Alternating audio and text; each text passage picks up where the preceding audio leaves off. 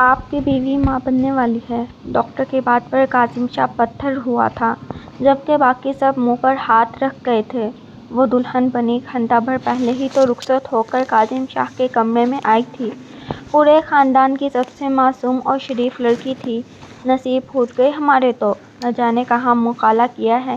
کاظم، اسے ابھی طلاق دو۔ کاظم شاہ کی ماں اچانک سر پیٹتی بولی۔ کاظم شاہ سرخ آنکھوں لیے غصے سے باہر نکل گیا، جبکہ گھنٹوں بعد لوٹا تو کمرے میں قدم رکھتے پتھر ہو گیا۔ اس معصوم کا وجود نیلو نیل سوجا تھا۔ شاید حویلی کی عورتوں نے بہت مارا تھا۔ وہ سسکتی ہوئی حور کے پاس لہجے میں آگ سی تپش لیے اچانک اس کا بازو جکڑا کہ وہ بولا۔ حور مسلسل سسکیاں بھر رہی تھی۔ ایک نظر کاظم کو دیکھتے وہ مزید رونے لگی۔ حور، میں پوچھ رہا ہوں کہ یہ بچہ کس کا ہے؟ بتاؤ مجھے، ورنہ میں تمہیں طلاق دے دوں گا۔ وہ کھڑے ہوتے ہوئے دھاڑا تھا۔ طلاق کا نام سنتے اس کا سسکیاں بھرتا وجود ساکت ہوا۔ وہ بے یقین نظروں سے کاظم کو دیکھ رہی تھی، پھر رینگتے اس کے پاؤں پکڑ لیے۔ کاظم اس کی اس حرکت پر ساکت رہ گیا۔ مجھے طلاق مت دیجیے گا، وہ بے حد مدھم آواز میں بولی۔ کاظم اس کے سامنے دوبارہ بیٹھا۔ تو پھر بتاؤ کہ یہ بچہ کس کا ہے؟ وہ اسے دیکھتے بمشکل اپنے لہجے کو نارمل رکھتے بولا۔ میں نہیں جانتی کاظم، کیا بکواس ہے یہ حور؟ وہ چیخا تھا۔ اس کا ضبط جواب دے رہا تھا۔ میں سچ کہہ رہی ہوں، میں نہیں جانتی کہ میرے ساتھ یہ سب کس نے کیا۔ وہ روتے ہوئے بولی۔ مجھے بس اتنا یاد ہے کہ 1 ماہ پہلے کوئی میرے کمرے میں زبردستی گھس آیا تھا۔ میں سچ میں نہیں جانتی کاظم، میں خود کو بچانے کی کوشش کی تھی، لیکن نہیں بچا پائی۔ وہ بار بار اپنے آنسو صاف کر رہی تھی۔ اس کی بات سنتے کاظم خاموش ہوا۔ ادھر دیکھو حور، اور سچ بتاؤ، اگر تم سے گناہ ہوا ہے تو قبول کر لو، میں تمہیں معاف کر دوں گا۔ میں نے کوئی گناہ نہیں کیا، بس اس دن ایک غلطی کی تھی، کمرے کا دروازہ لاک نہ کرنے کی غلطی۔ اگر آپ کو یقین نہیں ہے تو میں اپنے اللہ کی قسم اٹھانے کو تیار ہوں۔ لیکن اس سب میں میری کوئی غلطی نہیں تھی۔ میں تو یہ بھی نہیں جانتی کہ یہ سب کس نے کیا ہے۔ کاظم کو اب بھی اس پر یقین نہیں آ رہا تھا۔ تو تم سچ کہہ رہی ہو؟ حور نے روتے سر حسابات میں ہلایا۔ حور بی بی، تم یہ کہنا چاہ رہی ہو کہ میری حویلی میں کوئی باہر سے آیا اور تمہارے ساتھ زبردستی کرتے چلا بھی گیا اور کسی کو کانوں کان خبر بھی نہیں ہوئی؟ کاظم، میں سچ کہہ رہی ہوں، میں سچ میں کچھ نہیں جانتی۔ میری حویلی اس علاقے کی سب سے محفوظ جگہ ہے، اور تم کہہ رہی ہو کہ یہاں اس حویلی میں رہتے کسی نے تمہارے ساتھ ایسا کیا؟ وہ اسے گھورتے بولا۔ حور خاموش ہو گئی۔ وہ شروع سے جانتی تھی کہ کوئی اس کی بات پر یقین نہیں کرے گا۔ میں اپنے بابا کی قسم اٹھا کے کہتی ہوں کہ میں نے سب کچھ سچ کہا ہے، وہ کاظم کو دیکھتے اسے یقین دلانے کی کوشش کرتی بولی۔ اس کی بات سنتے وہ چپ ہوا۔ اتنا تو سب جانتے تھے کہ حور کو اپنے بابا بہت عزیز تھے، وہ ان کی جھوٹی قسم نہیں کھائے گی۔ حور علی شاہ، اس حویلی میں بس 5 مرد ہیں، داجی، میرے بابا، چاچا جان، میں اور ریحان۔ اب بتاؤ کہ ان میں سے کون تمہارے ساتھ ایسا کر سکتا ہے، میں یا ریحان؟ یا پھر تمہیں لگتا ہے کہ کسی بڑے نے ایسا کیا ہے؟ اس کی بات سنتے حور نے سر نفی میں ہلایا۔ تو پھر کون کر سکتا ہے ایسا تمہارے ساتھ، وہ بھی حویلی میں؟ اگر میں نے کیا ہوتا تو کیا میں تم سے شادی کرتا؟ تو پھر پیچھے بچا ریحان، وہ مینٹلی انسٹیبل ہے، وہ ایسا کرے گا؟ میں نہیں جانتی کہ میرے ساتھ یہ سب کس نے کیا۔ کاظم زمین پر بیٹ کے ساتھ ٹیک لگاتے بیٹھا۔ 1 گھنٹہ فولڈ کرتے اس پر بازو رکھا۔ کب ہوا تھا تمہارے ساتھ یہ سب؟ پچھلے مہینے کی 7 تاریخ کو، مطلب کہ اگست کے 7 کو۔ ٹھیک ہے، میں تلاش شروع کرتا ہوں، لیکن اگر مجھے کوئی ایسا انسان نہ ملا جو 7 اگست کو حویلی آیا تھا تو سزا کی حقدار تم ٹھہرو گی، وہ زمین سے اٹھتے بولا۔ اور اگر وہ حویلی میں ہی ہوا تو؟ حور مدھم آواز میں بولی۔ کاظم 2 قدم ہی چلا تھا کہ اس کی آواز سنتے رک گیا۔ کوئی ملازم؟ وہ کاظم کے دیکھنے پر بولی۔ کسی ملازم میں اتنی جرأت نہیں کہ وہ حویلی کی عورت کے بارے میں ایسا سوچے، وہ بول کر واش روم بند ہو گیا۔ حور دوبارہ رونے لگی۔ پچھلے 1 ماہ میں وہ نہ جانے کتنی بار رو چکی تھی۔ یہ شاہ حویلی تھی، داجی اس علاقے کے سربراہ تھے، سارے فیصلے وہی کیا کرتے تھے۔ ان کے 3 بچے تھے۔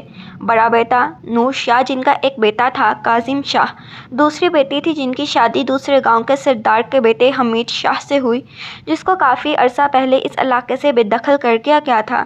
اس کا ایک بیٹا تھا ریحان شاہ جو کچھ عرصہ پہلے ایک حادثے میں سر پر چوٹ لگنے کی وجہ سے ذہنی توازن کھو چکا تھا۔ ریحان اپنے باپ کی بجائے اپنے نانا کے پاس رہا کرتا تھا۔ تیسرا بیٹا تھا علی شاہ جن کی 2 بیٹیاں تھیں، بڑی بیٹی حور علی شاہ جس کی عمر 20 سال تھی، اس سے چھوٹی نور علی شاہ جو 17 سال کی تھی۔ علی شاہ اور ان کی بیگم کی کچھ عرصہ پہلے ڈیتھ ہو گئی تھی۔ ایک رات وہ دونوں اپنے کمرے میں مردہ پائے گئے تھے۔ ڈاکٹرز کے مطابق انہیں ہارٹ اٹیک آیا تھا۔ دونوں بہنوں کے کمرے ایک ساتھ تھے۔ جس رات حور کے ساتھ یہ سب ہوا اس رات کافی طوفان آیا تھا۔ اس طوفان اور اندھیرے میں کوئی جان ہی نہ پایا کہ اس حویلی کی ایک بیٹی کس کے درندگی کا شکار ہو چکی ہے۔ اس حادثے کے بعد وہ نور کے کمرے میں شفٹ ہو گئی تھی۔ کسی کو بتانے کی ہمت نہیں تھی اس میں، لیکن اب وہ خود سب کی نظروں میں ایک گنہگار بن چکی تھی۔ فجر کی اذان سنتے حور اپنی جگہ سے اٹھی۔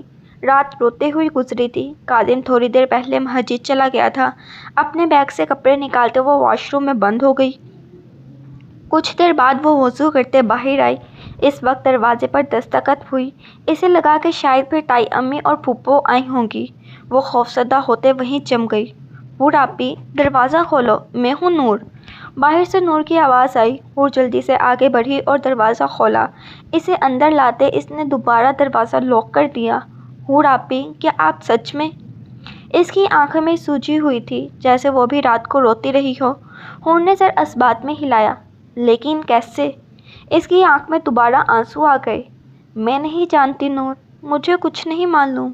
اس رات باہر بہت تیز بارش تھی، طوفان آیا تھا اور لائٹ بھی چلی گئی تھی۔ میں ڈر کر جلدی سے بستر میں گھس گئی۔ دروازہ لاک کرنے کی یاد ہی نہیں رہی اور پھر کوئی میرے کمرے میں آیا۔ اتنا کہتے وہ دوبارہ رونے لگی۔ نور نے اسے گلے لگایا۔ وہ دونوں قدمیں ایک جتنی ہی تھی۔ حور آپی اب کیا ہوگا؟ کیا آپ کو سنگاسر کر دیا جائے گا؟ کیونکہ حویلی میں کوئی آپ کی بات کا یقین نہیں کرے گا۔ وہ خوفزدہ لہجے میں بولی۔ میں نے کاظم کو سب بتایا ہے۔ اس نے کہا ہے کہ وہ اپنی تلاش شروع کرے گا اور اگر اسے مجرم نہ ملا تو میں سزا کی حقدار ٹھہروں گی۔ آپی اگر انہیں مجرم نہ ملا تو پھر اللہ کو منظور۔ تم نے نماز پڑھی؟ نہیں ابھی پڑھنی ہے۔ چلو جاؤ وضو کرو، پھر ایک ساتھ نماز پڑھتے ہیں۔ جی آپی، وہ بولتے واش روم کی طرف بڑھ گئی۔ نماز پڑھنے کے بعد سب مرد مردان خانے میں اکٹھے ہو گئے۔ یہ وہ کمرہ تھا جہاں جرگہ بلایا جاتا تھا۔ سربراہی کرسی پر داجی بیٹھے تھے، ان کے ساتھ انور صاحب بیٹھے تھے، ان کے ساتھ کامران صاحب بیٹھے تھے۔ کامران انور کے کزن تھے اور شروع سے ہی حویلی میں رہا کرتے تھے۔ ان کی بیوی بچے کو جنم دیتے فوت ہو گئی تھی اور بچہ بھی کچھ ہی دن پہلے چل بسا۔ اس کے بعد سے انہوں نے کبھی شادی نہیں کی۔ دوسری طرف کاظم بیٹھا تھا۔ کاظم حور کا کیا معاملہ ہے؟ داجی بولے۔ ان سب کے چہرے پر برہمی تھی۔ کاظم نے انہیں حور کی کہی ہر بات بتا دی۔ ایسے کیسے ہو سکتا ہے؟ ہماری حویلی میں کوئی باہر والا نہیں آ سکتا۔ وہ لڑکی جھوٹ بول رہی ہے۔ انور صاحب بولے۔ بابا اس نے علی چاچو کی قسم اٹھائی ہے، لیکن کاظم حویلی پر تو ہر وقت پہرا ہوتا ہے، کوئی کیسے اندر آ سکتا ہے؟ داجی بولے۔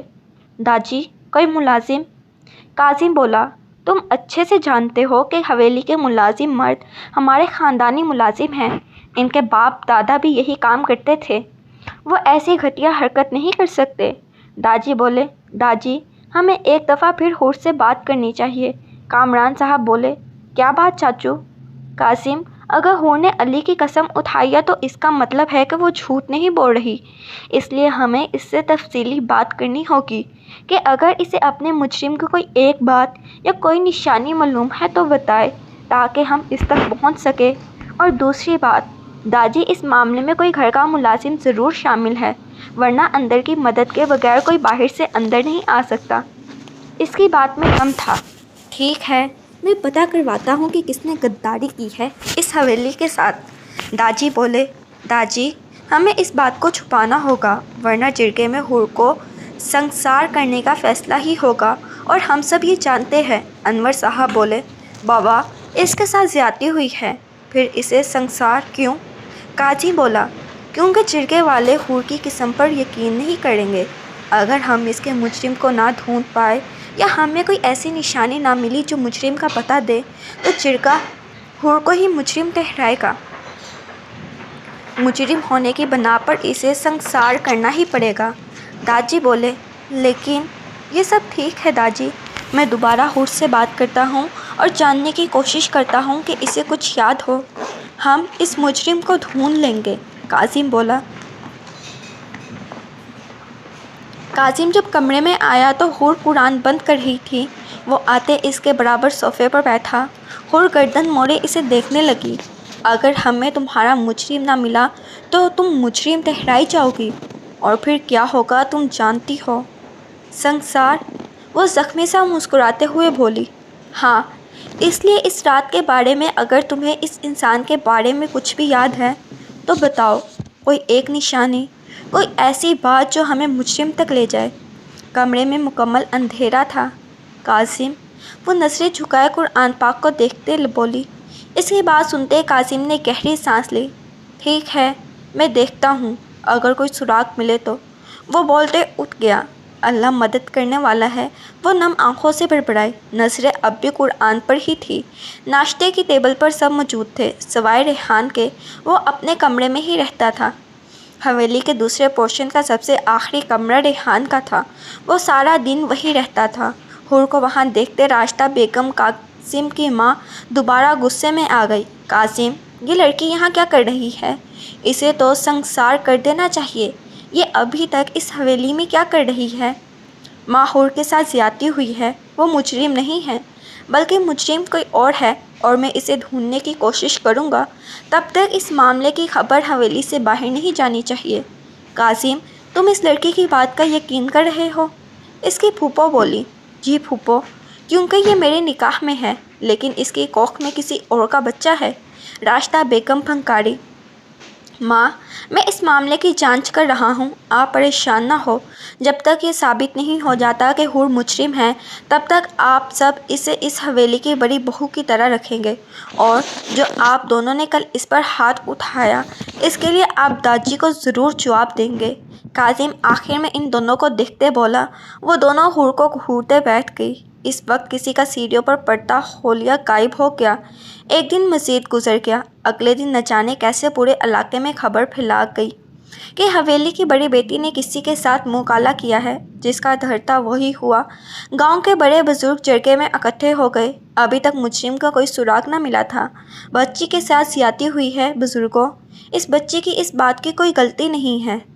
کامران صاحب بولے، آپ یہ بات کیسے کہہ سکتے ہیں؟ ایک بزرگ بولے، کیونکہ اس بچی نے اپنے مرے ہوئے باپ کی قسم اٹھائی ہے۔ انور صاحب بولے۔ داجی خاموش تھے۔ قاسم ان کے ساتھ کھڑا تھا۔ وہ دونوں جانتے تھے کہ کیا فیصلہ ہونے والا ہے، بلکہ حویلی کا ہر فرد جانتا تھا کہ کیا فیصلہ ہوگا۔ انور صاحب، ہم قسم پر یقین نہیں رکھتے، وہ خود کو بچانے کے لیے جھوٹی قسم بھی اٹھا سکتی ہے۔ وہی بزرگ بولے، کیا آپ کے پاس کوئی ایسا ثبوت ہے جس سے ثابت ہو کہ وہ بچی بے گناہ ہے اور وہ سچ کہہ رہی ہے؟ ایک دوسرے بزرگ بولے، ابھی تک ہمارے پاس کوئی ایسا ثبوت نہیں ہے۔ انور صاحب بولے، تو پھر آج ہی فیصلہ کیا جائے۔ وہ پہلے والے بزرگ بولے، آپ میں سے کتنے بزرگ ہیں جو چاہتے ہیں کہ بچی کو سنسار کر دیا جائے؟ داجی کڑک آواز میں بولے۔ چند ایک کے سوا باقی سب نے ہاتھ اٹھائے۔ فیصلہ ہو چکا تھا۔ عصر کے بعد اسے حویلی کے باہر کھلے میدان میں سنسار کیا جانا طے پایا تھا۔ حویلی میں نور مسلسل حور کے ساتھ لگے روئی جا رہی تھی۔ نور، میری قسمت میں یہی تھا، وہ اسے چپ کروانے کی کوشش کرتے بولی۔ نہیں آپی، یہ زیادتی ہے، جرگے کا یہی فیصلہ ہے، غلط ہے یہ فیصلہ۔ جس نے آپ کے ساتھ یہ سب کیا ہے وہ کیوں گنہگار نہیں ہے؟ اسے کیوں سزا نہیں دی جا رہی؟ نور، یہ مردوں کا مشورہ ہے، یہاں عورتوں کو سزا دینا مردانگی سمجھا جاتا ہے، اس لیے تو میرے مجرم کو ڈھونڈنے کے بجائے مجھے مجرم بنایا گیا تاکہ ان مردوں کی شان میں کوئی کمی نہ آئے۔ لیکن تم پریشان نہ ہو، میں اپنی قسمت کا لکھا قبول کر چکی ہوں، میری زندگی بس اتنی ہی تھی آپی۔ وہ بولتے دوبارہ اس کے ساتھ لگ گئی۔ حور خود کو بمشکل رونے سے باز رکھے ہوئے تھی۔ وہ نور کے سر پر ہاتھ پھیرنے لگی۔ نور، وہ جو کوئی بھی ہے اس حویلی میں ہی ہے، شاید اس آخری کمرے میں، یہ میرا دل کہتا ہے، وہ بڑبڑائی۔ نور اس کی بات سنتے پیچھے ہوتے اسے دیکھنے لگی۔ آپی، ریحان آدھا پاگل ہے پورا نہیں، اور مجھے آج صبح اس کے کمرے سے کچھ ملا تھا۔ میں کاظم سے بات کرنے کے بعد دوبارہ اپنے کمرے میں گئی تھی اور مجھے بیگ سے یہ ملا تھا۔ اس نے بولتے ہاتھ سامنے کیا۔ اس کے ہاتھ پر ایک اسٹار تھا جو غالباً اسٹیکر تھا جو شاید جوتے کے ساتھ لگا ہوا تھا اور اس کمرے میں رہ گیا تھا۔ اگر وہ ریحان نہیں تھا تو وہ جو کوئی بھی تھا اس کمرے سے منسلک ہے۔ وہ یقیناً پہلے ریحان کے کمرے میں تھا، پھر میرے کمرے میں آیا۔ آپ یہ کاظم بھائی کو دیں، اب دیر ہو چکی ہے نور۔ اب کچھ بھی ہو جائے فیصلہ نہیں بدلے گا، اس لیے تم احتیاط کرنا، خاص کر ریحان سے۔ لیکن آپی، اسی وقت دروازہ کھٹکا۔ حور باجی، عصر کا وقت ہو گیا ہے۔ باہر سے ایک ملازمہ کی آواز آئی۔ نور دوبارہ سے اس سے چپک گئی۔ دیکھو نور جان، سب کی جانی ہے، اس دن میں ایسا کوئی نہیں جو پیدا ہو اور مرا نہ ہو، اس لیے تم یہی سمجھ لو کہ میری موت آج ہی لکھی ہے۔ نہیں آپی، آپ کی موت نہیں، آپ کا قتل، میں یہ نہیں ہونے دوں گی۔ وہ بولتے اٹھی۔ کوئی تمہارا یقین نہیں کرے گا نور، اس حویلی میں کوئی تمہارا یا میرا یقین نہیں کرے گا۔ وہ کھڑے ہوئے بولی۔ اس کی آنکھیں نم ہو گئی۔ ضبط جواب دیتا رہا۔ کاظم بھائی میرا یقین کریں گے؟ نہیں کریں گے۔ میں نے اپنے مرے باپ کی قسم اٹھائی تھی، لیکن اس نے تب بھی میرا یقین نہیں کیا تھا۔ یقین آنکھوں میں جھلکتا ہے نور۔ اس کی آنکھوں میں ہر وقت شک تھا۔ تو چاچی یا پھر کامران چاچو اس ایک اسٹیکر سے تمہارا کچھ ثابت نہیں کر پاؤ گی، اور داجی بھی جرگے کے خلاف نہیں جائیں گے۔ اسی وقت دروازہ دوبارہ کھٹکھٹایا گیا۔ حور، میں ہوں کاظم۔ باہر سے کاظم کی آواز آئی۔ ابھی اذان نہیں ہوئی تھی، اسے سنگسار کرنے کے بعد نماز پڑھی جانی تھی۔ حور نے آگے بڑھتے دروازہ کھولا۔ کاظم بھائی، حور آپی بے قصور ہے، مجرم کوئی اور ہے۔ نور روتے اس کے قریب آئی۔ نور، ہمیں جرگے کا فیصلہ ماننا ہوگا، اب ہم کچھ نہیں کر سکتے، اور رہی بات مجرم کی تو اس کا کوئی سراغ نہیں ملا ہے۔ سراغ؟ اگر میں آپ کو کوئی سراغ ڈھونڈ دوں تو کیا یہ سزا رک سکتی ہے؟ نہیں، کیونکہ یہ سب اب فائدہ ہے نور۔ ہم سب جانتے ہیں کہ جرگے کے فیصلہ بدلا نہیں کرتے۔ چلے کاظم شاہ، حور مضبوط لہجے میں بولی۔ راہداری سے گزرتے حور کی نظر سامنے اٹھی جہاں آخری کمرے کا دروازہ اس وقت کھلا تھا اور ریحان سر نکالے باہر دیکھ رہا تھا۔ حور کو دیکھنے پر وہ فوراً اندر بھاگ گیا۔ وہ انسانوں سے بھی ڈرتا تھا۔ وہ سب میدان میں آ گئے۔ ایک طرف درخت تھا جس کے ساتھ اسے باندھ کر سنگسار کیا جانا تھا۔ حویلی کی عورتیں ایک طرف کھڑی تھیں اور باقی لوگ دوسری طرف کھڑے تھے۔ حور کو باندھنے کا کام کاظم کا تھا اور پہلا پتھر مارنے کا بھی۔ اسے باندھنے کے بعد وہ سب لوگوں کے ساتھ کھڑا ہو گیا۔ ان سب کے ہاتھوں میں چھوٹے بڑے پتھر تھے۔ کاظم کے ہاتھ میں ایک بڑا پتھر تھا جو جرگے کی طرف سے اسے دیا گیا تھا۔ حور اس کی آنکھوں میں دیکھ رہی تھی۔ کلمہ پڑھ لو حور، کاظم بولا۔ اس کی آنکھیں سرخ پڑنے لگی تھیں۔ حور نے آنکھیں بند کرتے کلمہ پڑھا۔ پہلا پتھر کاظم نے مارنا تھا۔ اسے ایک جگہ کھڑے دیکھ ایک آدمی آگے آیا۔ کاظم سائی، آپ پہلا پتھر ماریں، پھر ہی باقی سب بھی ماریں گے۔ میرا یہ فرائضہ آپ کو دیتا ہوں۔ اس نے وہ پتھر اس آدمی کو دے دیا۔ نہیں سائی، پہلا پتھر باپ، بھائی یا شوہر کی طرف سے ہوتا ہے۔ اس لڑکی کا باپ اور بھائی تو ہے نہیں، اس لیے آپ کو ہی پہلا پتھر مارنا ہوگا۔ وہ اس سے پتھر واپس پکڑاتے بولا۔ حور آنکھیں کھولے اسے ہی دیکھ رہی تھی۔ کاظم نے گہرا سانس لیتے پتھر پھینکا جو اس کے پاؤں کو قریب زمین پر گرا۔ اس کے ساتھ ہی باقی لوگوں نے پتھر مارنے شروع کر دیے۔ نیر چیختے آگے بڑھنے کی کوشش کر رہی تھی، لیکن اس حویلی کی عورتوں کو پکڑ رکھا تھا۔ کچھ ہی پل بعد حور کا جسم بے جان ہو گیا۔ سب کو ہاتھ کے اشارے سے روکتے کاظم آگے بڑھا۔ اس کے گردن پر ہاتھ رکھتے اس نے محسوس کرنا چاہا، پھر ناک کے پاس انگلی رکھتے سانس چیک کی، پھر کلائی پکڑتے چیک کرنے لگا، پھر وہ پلٹا۔ سب اس کی طرف منتظر نظروں سے دیکھ رہے تھے۔ یہ لڑکی مر چکی ہے۔ اس کے بولتے ہی سب شکر کرتے پلٹ گئے۔ روتی تڑپتی نور زمین پہ بے جان سی گر گئی۔ حویلی کی عورتیں بھی واپس پلٹ گئیں۔ میدان خالی ہوتے ہی کاظم پلٹا اور جلدی سے حور کو کھولنے لگا۔ سنسار کرنے بعد اس عورت کو یہیں دفنا دیا جانا تھا اور کوئی اس کا جنازہ بھی نہیں پڑتا تھا۔ کھولتے اس نے ایک بار پھر گردن پر ہاتھ رکھتے اس کا زندہ ہونے کی تسلی کی اور اسے اٹھاتے گاؤں سے باہر چل پڑا جس طرف قبرستان تھا۔ قبرستان داخل ہوتے وہ کچھ لوگوں کی طرف آیا۔ سب تیار ہیں؟ جی بھائی، میں حور بیگم کو ہاسپٹل لے جاؤں گا، آپ یہیں رہو ورنہ سب کو شک ہو جائے گا۔ ٹھیک ہے، اور احتیاط سے۔ وہ اسے ایک ٹرالی میں ڈالتے بولا۔ قبرستان میں دوبارہ جنازہ گاہ بنایا جا رہا تھا اس لیے کسی کو شک نہ ہوا۔ وہ حور کو ٹرالی میں ڈالتے لے جانے والا تھا۔ وہ آدمی سر ہلاتے ٹرالی لے چلا گیا اور قاسم خالی قبر پر مٹی ڈالنے لگا۔ کچھ دیر بعد ٹریکٹر چلنے کی آواز آئی۔ اس ٹریکٹر کی ٹرالی میں ہی باقی کے سامان کے ساتھ حور کی ٹرالی بھی تھی۔ قبر پر مٹی ڈالنے کے بعد وہ قبرستان سے باہر نکلا۔ باہر ریحان کھڑا تھا۔ ریحان 24 سالہ لڑکا تھا، کاظم سے 2 سال چھوٹا۔ تم یہاں کیا کر رہے ہو؟ وہ حیران ہوا۔ کون مرا؟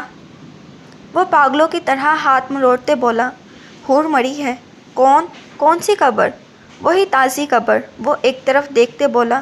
کیوں مری؟ جرگے کا فیصلہ تھا۔ وہ اس کے کندھے پر ہاتھ رکھتے بولا اور پلٹ گیا۔ کچھ دن یہیں گزر گئے۔ ماما آج اپنی ماں کی بجائے نور کو کمرے میں آتے دیکھ ڈرتے بولا۔ ریحان ڈرو نہیں، آپ تو اچھے بچے ہو نا۔ آپ کی ماما کی کچھ طبیعت ٹھیک نہیں تھی اس لیے مجھے کھانا لانا پڑا۔ کیا ہوا انہیں؟ وہ دیوار کے ساتھ نیچے بیٹھتے بولا۔ وہ ڈر رہا تھا۔ آپی کے ساتھ یہ سب کرنے والا ریحان نہیں ہو سکتا۔ وہ دل میں بولی۔ نور آرام سے چلتے اس کے کچھ فاصلے پہ بیٹھی۔ آج صبح پھپھو کو چکر آ رہے تھے اور ابھی انہیں بخار ہو رہا تھا، لیکن میں نے انہیں دوا دے دی ہے، وہ شام تک ٹھیک ہو جائیں گی، پھر شام کا کھانا وہی لائیں گی۔ ابھی آپ یہ کھانا کھا لو۔ مجھے نہیں کھانا، وہ سر گھٹنوں میں دیتے بولا۔ ریحان پھپھو پریشان ہوں گی نا، وہ پہلے ہی بیمار ہیں اور اگر آپ بھی کھانا نہیں کھاؤ گے تو وہ مزید پریشان ہوں گی۔ مجھے بھوک نہیں ہے، وہ سر نفی میں ہلاتے بولا۔ تھوڑا سا کھا لو ورنہ تائی جان مجھے ڈانٹیں گی کہ میں ایک کام بھی نہیں کر پائی، اس لیے پلیز تھوڑا سا کھا لو۔ وہ اسے منانے کی کوشش کرتی بولی۔ میں یہ کھانا یہاں رکھ رہی ہوں، جلدی سے ختم کرو، پھر میں نے دعا بھی دینی ہے آپ کو۔ وہ بولتے اٹھ گئی اور کمرے میں رکھے بیٹھ گئی۔ ہفتے میں ایک آدھ بار اس کمرے کی صفائی ہو جاتی تھی۔ کمرے کے درمیان میں ایک بیڈ رکھا تھا، ایک طرف الماری تھی اور ایک کاؤچ تھا۔ بیٹھنے کو کمرے میں تقریباً ہر جگہ کاغذ بکھرے ہوئے تھے، اس کے ساتھ کچھ اسٹارز جیسے اسٹکرز بھی گرے ہوئے تھے۔ آپ کھانا کھاؤ، تب تک میں آپ کا کمرہ صاف کر دیتی ہوں، وہ ریحان کو دیکھتے ہوئے بولی اور کاغذ سمیٹنے لگی۔ ریحان اسے کچھ پل دیکھتا رہا، پھر کھانا کھانے لگا۔ کچھ دیر بعد کاغذ سمیٹتے وہ بیڈ پر بیٹھ گئی۔ ریحان آپ کی دوائیاں کہاں ہیں؟ مجھے نہیں کھانی کڑوی دوائی کڑوی ہے لیکن ضروری بھی تو ہے نا۔ وہ اٹھتے سائیڈ ڈرار چیک کرتی بولی۔ وہاں کچھ پیپرز رکھے تھے، انہیں اگنور کرتے وہ دوسرا ڈرار چیک کرنے لگی، وہ بھی خالی تھی۔ پھر گھومتے وہ تیسری طرف کی سائڈ پر آئی اور ڈرار چیک کرنے لگی۔ پہلے ڈرار میں اسے میڈیسن مل گئی۔ وہ بیڈ پر بیٹھتے دوائیاں دیکھنے لگی۔ ریحان کھانا کھانے اسے ہی دیکھ رہا تھا۔ دوپہر والی دوائیاں نکالتے اس نے باقی دوائیاں واپس رکھیں۔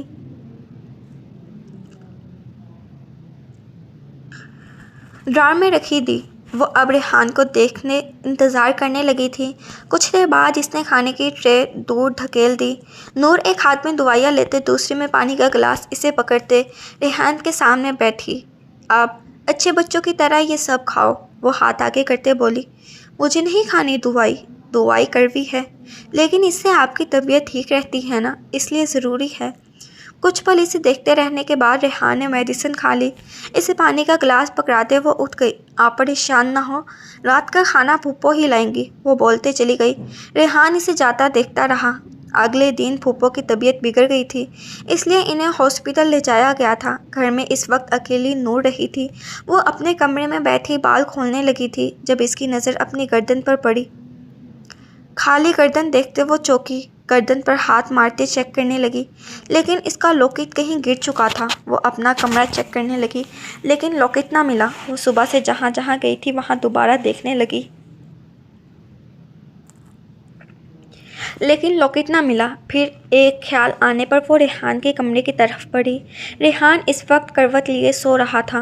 वो खामोशी से दरवाज़ा खोलते अंदर दाखिल हुए, एहतियातन दरवाज़ा खुला ही छोड़ दिया। फिर वो खामोशी से कमरा चेक करने लगी। बेड के पास नज़र दोहराते वो बैठी और ड्रॉअर खोलने लगी। इसी वक्त रेहान ने करवट बदलते आंखें खोली। नूर को कमरे में देखते वो फ़ौरन उठ बैठा। इसके चेहरे पर खौफ वाज़िह था। रेहान, डरो नहीं, मेरा लॉकेट नहीं मिल रहा, बस वही ढूंढने आ रही हूँ। पूरा घर देख चुकी हूँ, लेकिन मेरा लॉकेट नहीं मिल रहा। वो हंसी होती बोली, वो लॉकेट इसके लिए बहुत ख़ास था। लॉकेट? रेहान बोला, हाँ, वो गले में पहनते हैं, पता नहीं कहाँ गिर गया है। इसके बाद सुनते रेहान ने जल्दी से अपने तकिए के नीचे से एक लॉकेट निकाला। ये? वो सामने करते बोला। लॉकेट देखते इसकी सांस में सांस आई। मैं यही ढूंढ रही थी। वो बोलते घूमते इसकी तरफ आई, फिर हाथ आगे बढ़ाया। रेहान ने वो लॉकेट इसे दे दिया। कहाँ से लिया आपने ये? वो लॉकेट की तरफ इशारा करते बोला। नूर बेइख्तियार मुस्कुराई। किसी ने दिया है। वो लॉकेट को हाथों में किसी कीमती शय की तरह पकड़े हुए थी। किसने? किसी को बताओगे तो नहीं? वो बोली। रेहान ने सर नफ़ी में हिलाया। एक लड़का है दूसरे गांव का, इसने मुझे कॉलेज जाते देखा था, फिर मुझे ये लॉकेट दिया और कहा कि जब मैं 18 की हो जाऊंगी तो वो अपना रिश्ता भेजेगा। अगले हफ्ते में 18 की हो जाऊंगी, फिर मेरी इससे शादी हो जाएगी। रेहान ने सर हिलाया। मतलब 1 हफ्ते बाद तुम्हारी शादी है? नहीं नहीं, अभी नहीं, अभी तो वो रिश्ता लाएगा, फिर शादी होगी। क्या नाम है इसका? मुझे दिखाओगी ना इसे? नाम इसका सुल्तान है और इसकी कोई तस्वीर नहीं है मेरे पास। हम कभी कभी ही मिलते हैं। मिलते भी कहाँ, बस दूर से एक दूसरे को देखते हैं। रेहान ने मुस्कुराते तालियां बजाई। किसी को बताना मत, वरना घर में मसला हो जाएगा। मैं नहीं बताऊंगा। ठीक है, वो बोलते जाने लगे जब वो पलटी।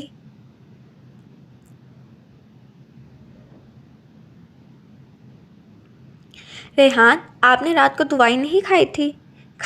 खाई थी। तो फिर वहाँ एक गोली क्यों थी? वो बेड की दूसरी जानिब इशारा करती बोली। अपनी चोरी पकड़े जाने पर रेहान ने सर झुका लिया। दवाइयाँ कड़वी होती हैं, लेकिन हमारे भले के लिए होती हैं, इसलिए आइंदा के बाद दवाई फेंकना मत। बल्कि मैं फूफो को भी कहूँगी कि जब आपको दवाई निकल ना लो वो जाया ना करें। अम्मी को मत बताना, वो मारेंगी। फिर वादा करो कि आइंदा के बाद दवाई फेंकोगे नहीं। वादा? और याद रखना, अच्छे बच्चे वादा तोड़ते नहीं हैं। वो हल्का सा सर मुस्कुराते हुए बोली। रेहान ने सर इस्बात में हिलाया।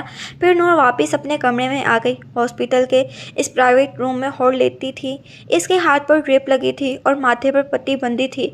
इसकी तबीयत अब ठीक थी। जब इसे हॉस्पिटल में होश आया और हॉस्पिटल लाया गया, तब इसकी कंडीशन ऐसी थी कि बच्चा ज़ाया हो जाने के बाद काफ़ी क्रिटिकल हो गई थी, लेकिन अब वो ठीक थी। इसी लम्हे कमरे का दरवाज़ा खुला और काजिम अंदर दाखिल हुआ। अब कैसी तबीयत है?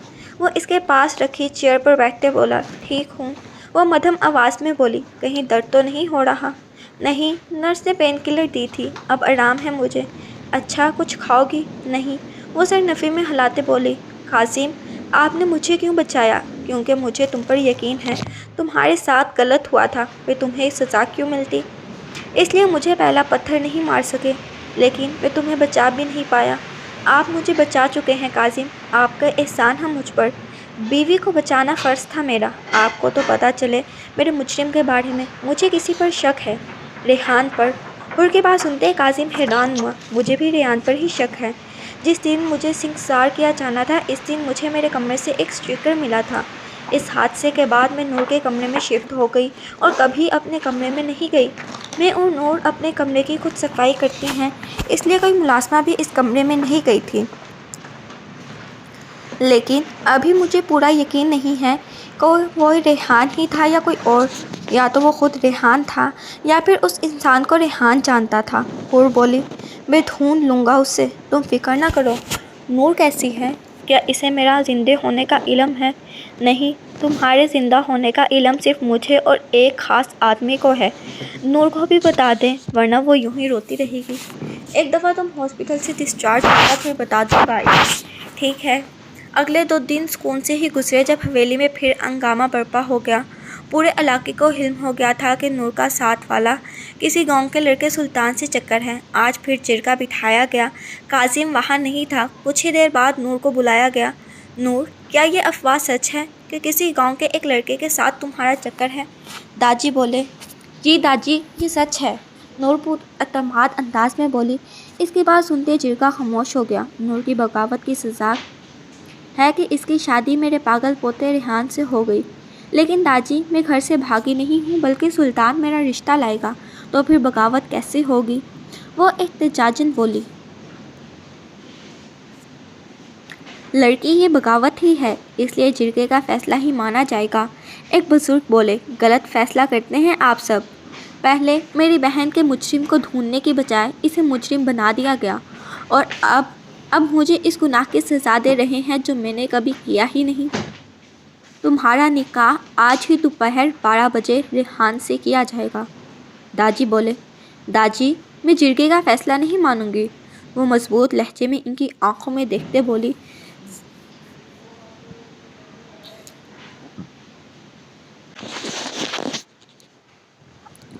سب معززین اس کی بات پر آگ بگولا ہوئے۔ سردار، یہ لڑکی باغی ہو چکی ہے، اس لیے ابھی ہی نکاح کرتے ہیں۔ اس وقت صبح کے 9 بج رہے تھے۔ میرا پوتا کاظم کسی کام سے شہر گیا ہے، اس کے آنے کا انتظار کرنا چاہیے۔ سردار، کاظم سائی نے نکاح نہیں کروانا، اس لیے اگر اس کی سزا میں تحریر کی تو یہ لڑکی اپنی حد پار کر دے گی۔ دوسرے بزرگ بولے۔ میں اپنی حدود اچھے سے جانتی ہوں۔ ٹھیک ہے، نکاح خواہ کو بلایا جائے۔ داجی اس کی بات کاٹتے بولے۔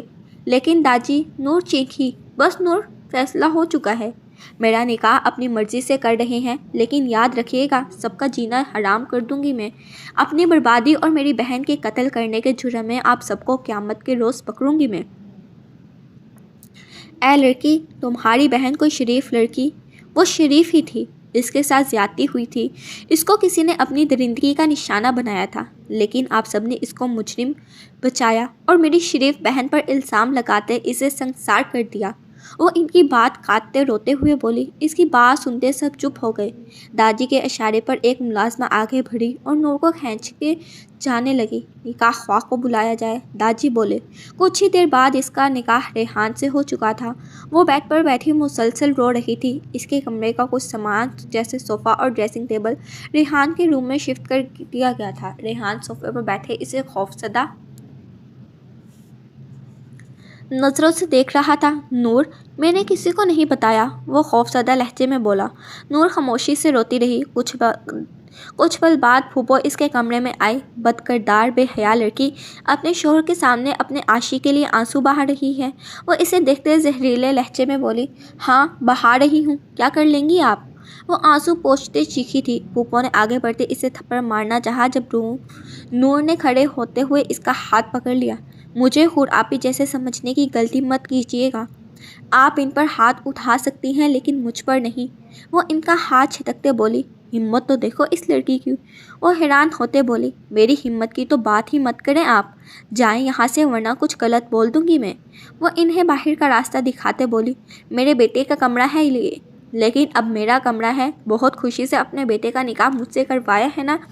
دیکھیے گا، ناک میں چنے کا چبھوائے تو میرا نام بھی نور علی شاہ نہیں۔ میں بھی دیکھتی ہوں کہ کیا کرتی ہو تم میرے ساتھ یا میرے بیٹے کے ساتھ۔ ریحان جیسے انسان کو میں کچھ کیوں کہوں گی، لیکن باقی حویلی کا کوئی فرد نہیں بچے گا مجھ سے۔ یاد رکھیے گا، میرے ساتھ زیادتی کی ہے آپ لوگوں نے، بھگتنا تو پڑے گا۔ دیکھتے ہیں کیا کرتی ہو تم۔ وہ بولتے باہر چلی گئی۔ نور واپس بیٹھ گئی۔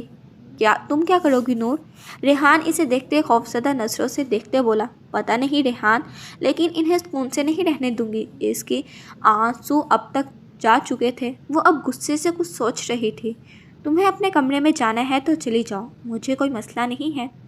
میرا سارا سامان یہ لوگ اس کمرے میں منتقل کر چکے ہیں، اور اگر میں اس کمرے سے گئی تب بھی واپس ہی آنا پڑے گا۔ تم نے سلطان کو بتایا؟ نہیں، کیونکہ ہماری بات نہیں ہوتی نا، اس لیے۔ لیکن اس تک بھی یہ خبر پہنچ گئی ہوگی۔ پہلے تو مجھے یہ جاننا ہے کہ یہ خبر پھیلائی کس نے ہے۔ اور ریحان کو دیکھتے بولی۔ میں نے کسی کو نہیں بتایا سچ میں۔ وہ دونوں ہاتھ نفی میں ہلاتے بولا۔ मैं जानती हूँ कि तुमने किसी को नहीं बताया होगा। अगर तुम बताते तो सबसे पहले हवेली में ये बात फैलती, जबकि पहले इलाके वालों को इल्म हुआ। इसका मतलब है कि ये बात बाहर से फैली है। रेहान ने सर इस्बात में हिलाया। इस वक्त रशीदा बेगम कमरे में दाखिल हुई। नूर, आज से हवेली की किचन तुम्हारे हवाले है, इसलिए उठो और सबके लिए नाश्ता बनाओ। यही तुम्हारी सज़ा है। राशिदा बेगम इसे घूरते बोली, तो आप मुझसे काम करवाएंगी? वो इन्हें देखते तंजिया बोली, हाँ तो फिर करवा कर दिखाएं। मैं किसी काम को हाथ नहीं लगाऊंगी। तो फिर तुम्हें खाना नहीं मिलेगा। जो खाना रेहान के लिए आता है वो मैं खा लूँगी। अब फूफो अपने बेटे को थोड़ी मरने देंगी, तो इसे भी खाना मिल जाया करेगा। वो इन्हें देखते बोली। राशिदा बेगम ने मुठियाँ भींची। नूर बीबी, तुम्हारी शादी सज़ा के तौर पर हुई है, इसलिए ज़्यादा खुशफहम होने की ज़रूरत नहीं है। जानती हो, अच्छे से जानती हूँ, खुशफहमी मैं तब होती जब मेरी शादी सुल्तान से होती, लेकिन अब मुझे किसी किस्म की कोई खुशफहमी नहीं है। वो कहते बेड पर लेट गई, जैसे कहना चाह रही हो कि मुझसे काम करवा कर दिखाएं। राशिदा बेगम इसे घूरते कमरे से चली गई। मर्दान खाने में इस वक्त घर के मर्द ही मौजूद थे। काजिम गुस्से से भरा बैठा था। आपने मेरा इंतज़ार क्यों नहीं किया दादी? और नूर ने कोई बगावत नहीं की थी। फिर इसका निकाह क्यों करवाया रेहान से? वो किसी दूसरे गांव के लड़के को पसंद करती थी। तो दादी वो घर से भागी नहीं थी, बल्कि खामोशी से इंतज़ार कर रही थी इसका कि वो इज्जत से रिश्ता भेजेगा। काजिम, ये जिरके का फैसला था। दादी, ये कैसा इंसाफ था? नूर ने कभी इससे बात नहीं की, वो कभी इससे मिली नहीं। फिर भी काजिम, जो होना था हो चुका, अब ख़त्म करो इस बहस को। अनवर साहब बोले। काजिम गुस्से से वहाँ से चला गया। दिन तेज़ी से गुजरने लगे। पहले पहल तो नूर रेहान के साथ कमरे में ही खाना खिलाती थी। फिर वो नीचे डाइनिंग टेबल पर खाना खाने लगी। नूर को हॉस्पिटल से डिस्चार्ज कर दिया गया था। 2 दिन पहले ही काजिम ने शहर में एक अपार्टमेंट ले लिया था। मॉडर्न तर्ज पर बना ये अपार्टमेंट 2 बंदों के लिहाज से काफ़ी खुला था। काजिम लॉन्च में बैठा हुआ था। वो ट्रे में 2 प्लेटें रखी इसके बराबर बैठी। इसने पास्ता बनाया था। काजिम मुस्कुराया। नूर कैसी है? इस भी चिरके का इल्म हो चुका था। तब से वो खौफजदा थी। वो ठीक है, रेहान ने अभी तक इसे कोई नुकसान नहीं पहुंचाया, लेकिन कब तक? वो कभी ना कभी तो इसे नुकसान पहुंचाएगा। कि आपको कोई सबूत मिला? हाँ मिला तो है। बेड पर से DNA के सैंपल्स लिए थे। जैसे ही रिपोर्ट्स आती हैं सब कुछ खुल जाएगा। ठीक। वो पलट कर इसे पकड़ाते बोली, एक दफ़ा मुझे तुम्हारे मुजरिम का कंफर्म इल्म हो जाए, फिर तुम्हें वापस हवेली ले जाऊंगा। लेकिन कब तक हमें सबसे छुपाना होगा कि तुम जिंदा हो? ठीक है, मैं बस नूर के लिए परेशान हूँ। परेशान होने से मसले का हल नहीं निकलता, इसलिए दुआ करो कि वो ठीक रहे। मेरी अब हर वक्त यही दुआ करती हूँ काजिम कि वो ठीक रहे, रेहान इसे कोई नुकसान ना पहुँचा पाए।